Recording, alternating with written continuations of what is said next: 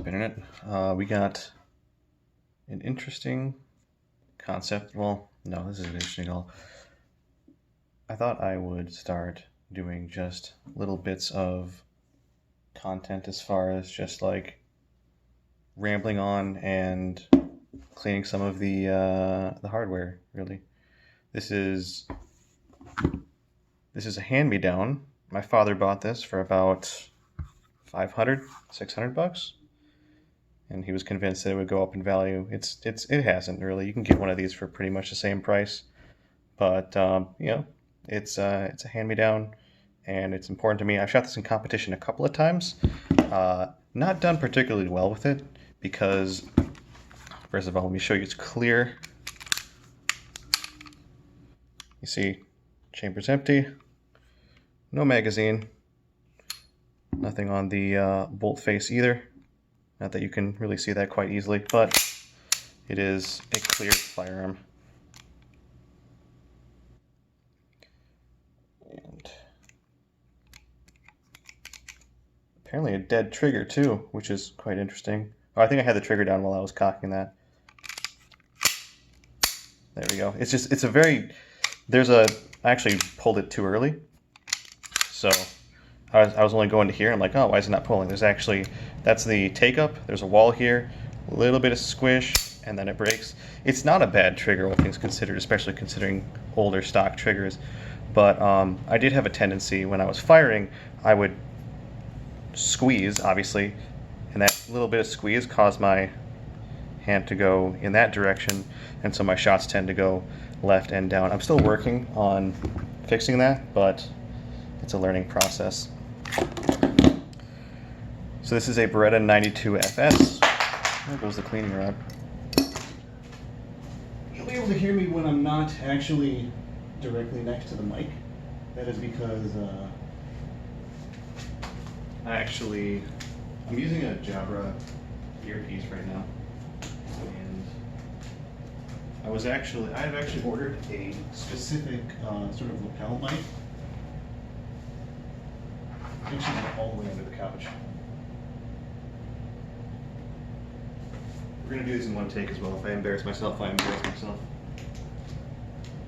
I got this Bluetooth lapel mic initially, and my inner boomer came out. Unfortunately, it was for an iPad or iPhone.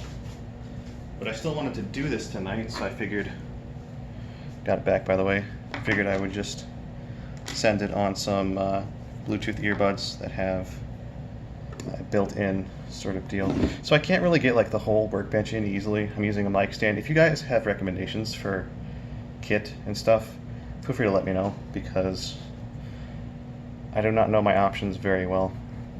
I've looked a little bit into it. So one of the things that's really cool about this is that this is a super old style of design of lockup system.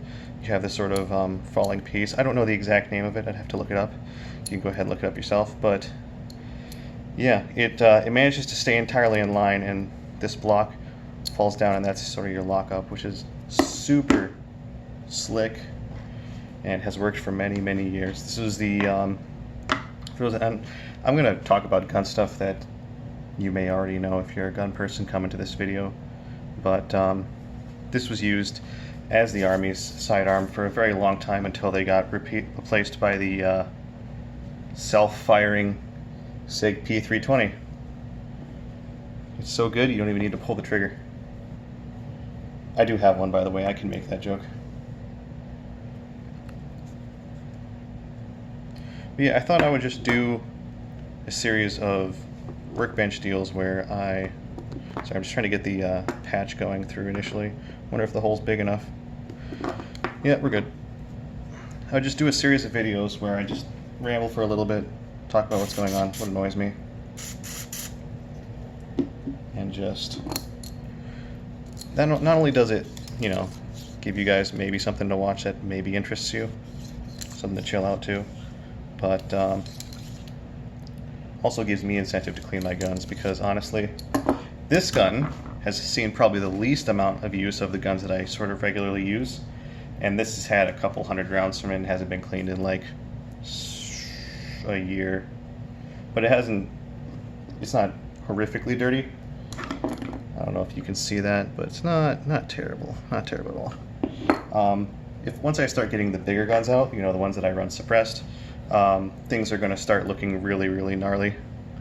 I have an AK in 7.62 as a Stava M70 that hadn't cleaned for a while, that I finally ended up cleaning at one point.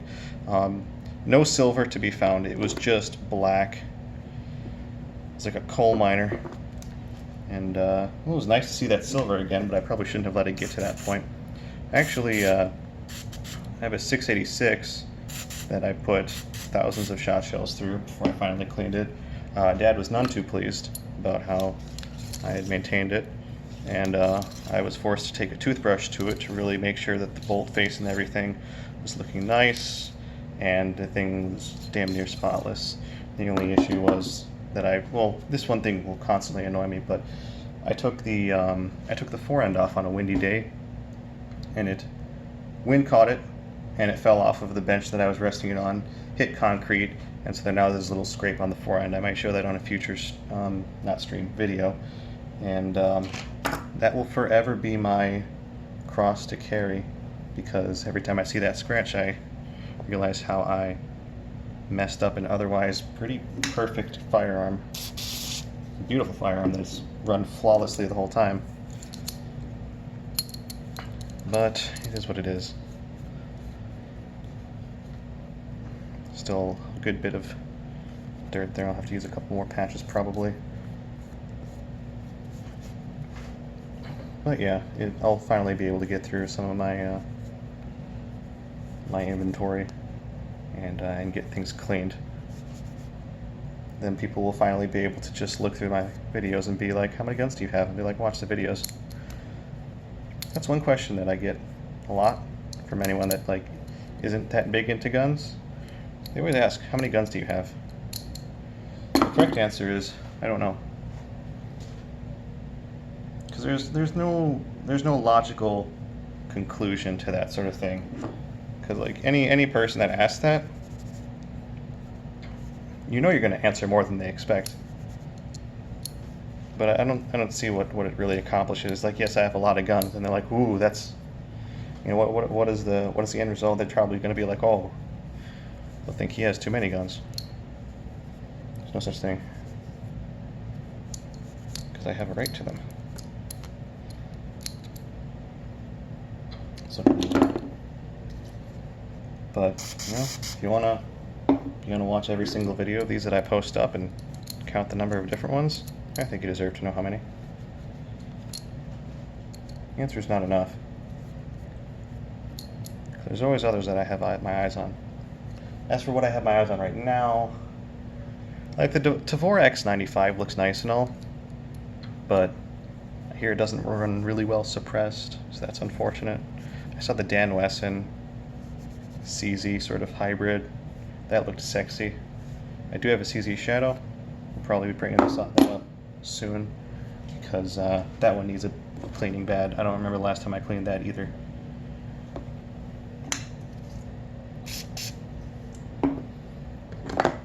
Yeah, I don't know if I should order a lapel mic or just keep using this. If this quality is good enough and you guys don't mind, then I'll just keep using that. If you have any recommendations and if you're like experienced in gunsmithing and whatnot and have recommendations on how I clean things, please let me know as well. I'm sort of just self-taught when it comes to this sort of stuff, and you know, I sort of go at it until the patches stop coming away black. Using a Ballistol. This can's starting to finally get low. I don't think it's as good smelling as Hops number 9, but we're not huffing gasoline out here, so this shouldn't be that big of a deal. But it gets the job done. It's very common. I think the military uses it.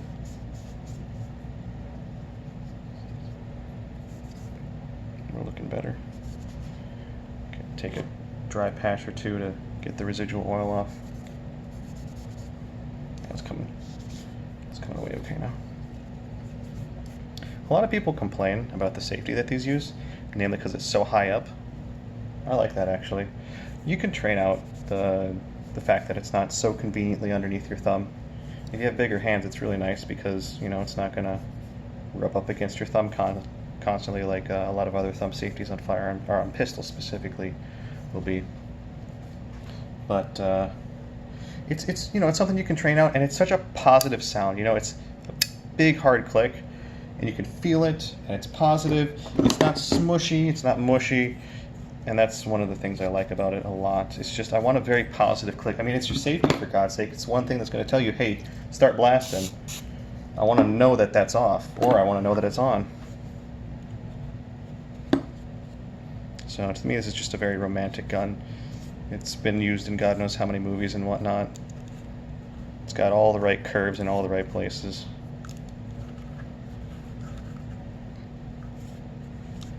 Easy to disassemble.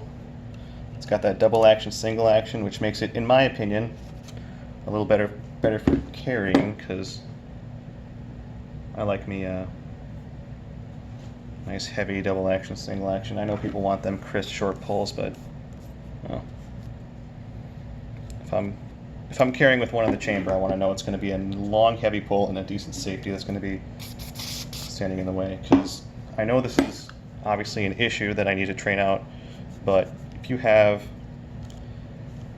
just the slightest bit of oversight while you're holstering or something, and I've had it happen to me, it's not resulted in an ND because I don't think I had either a full trigger press or I think the safety was on, but it's so easy while you're holstering to be like this, and then maybe something bumps your finger and it goes down here, and then something else catches your finger, and as you're putting it in, it sort of gets caught in the holster.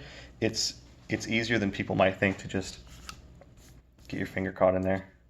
A striker fired gun like a Glock, you're not going to have that safety. Here you do. Again, a lot of these gripes are solvable by training, so carry whatever you train with. That's really, I mean, I love Garand Thumb's videos, and he's 100% correct. It doesn't matter how good what you have is, unless, you know, there's really no limit to how bad it can be. If you train with it regularly, you will be a threat with it. I think that's important. Find what you like, find what you enjoy, find what's comfortable for you, and get really, really good with it. Some people are obsessed with getting the next upgrade or whatnot, but, you know, it's the whole one man practicing 1,000 kicks sort of deal. Or if you're the man who's practiced 1,000 kicks rather than the man who's practiced 1,000 different kicks.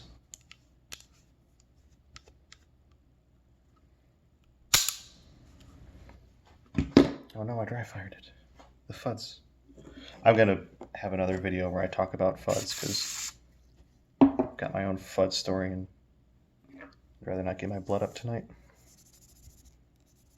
Get that guide rod. Those typically don't get too dirty because it's not like there's explosions happening. I think the next one that I will clean, and it's going to be annoying to video because it's such a big gun, but I have a Palmetto State Armory AK-101 pattern. And you can laugh as much as you want. The magazines they came with kind of suck, but they're sexy as hell. But I haven't had a single issue with it. Granted, okay, the issues are probably going to happen after like the 1,000 to 2,000 rounds mark, if I get that high. But I love it. It's so soft on recoil. And it's a beautiful looking gun. Just like this one. It has a lot of character, just like this one. And also, it put in an absolutely amazing 3-gun run, which I will post at some point. Maybe I'll cut it with a video, maybe I'll post as a separate thing, because it'll be easier for me to post separate than do editing. I subscribed to Wondershare Filmora, and then I watched Louis Rossman's video on how Filmora is a bit of a scummy company. So I canceled my subscription there, so I need to figure out what program to use for editing. I have Vegas, but I don't think it likes my AMD card, so don't buy an AMD card, by the way.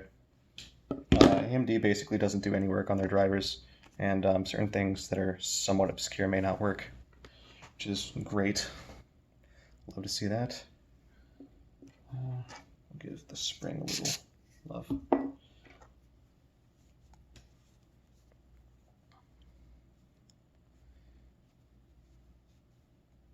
Like, I know you can make fun of me. I play RuneScape 3, and with an AMD card, I'll just randomly get crashes in certain areas. It's very frustrating. Thankfully, the devs have accounted for random disconnects and crashes, so it doesn't screw me over too much. It's just annoying.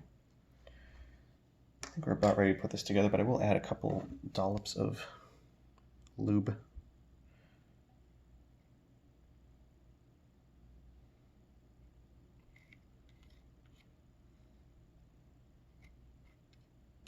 Just on these rails. Maybe a little here.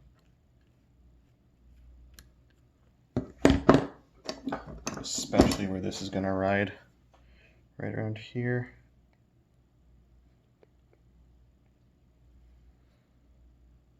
This hasn't gotten lubed in so long, so you'll be enjoying that. I'm going to lube up the AK too, which is something that has never happened to any AK ever. But that AK, the one-on-one pattern, has earned it for the amazing run it gave me. I'm very happy with that.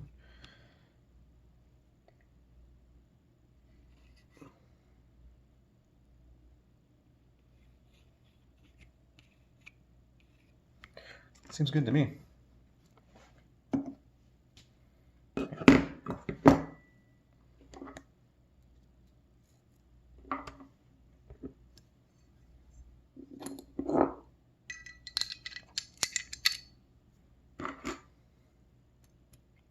My fingers are pretty slippery. Let's see if I can do this without messing up. So far, so good.